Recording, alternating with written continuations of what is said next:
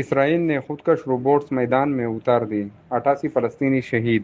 صہیونی فوج غزہ میں عمارتیں تباہ کرنے کے لیے بڑی پیمانے پر بارود سے بھرے خودکار روبوٹس کا استعمال کر رہی ہے۔ مزید کئی عمارتیں ملبے کا ڈھیر بن گئیں۔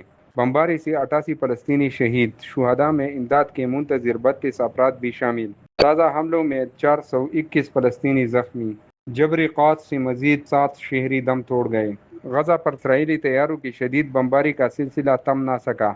قابض فوج نے بارود سے بھرے خودکار روبوٹس سے بھی عمارتیں تباہ کرنا شروع کر دی۔ اسرائیلی فوج غزہ میں عمارتیں تباہ کرنے کے لیے بارود سے بھرے خودکار روبوٹس کا استعمال کر رہی ہے، جس کے نتیجے میں کئی عمارتیں ملبے کا ڈھیر بن گئیں۔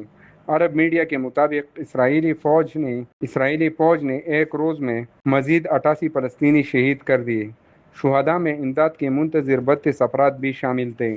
میڈیا رپورٹس کے مطابق حملوں میں 421 فلسطینی زخمی بھی ہو گئے۔ اسرائیل کے جبری قحط سے مزید 7 فلسطینی دم توڑ گئے، جبکہ بھوک سے مرنے والوں کی تعداد 339 ہو گئی۔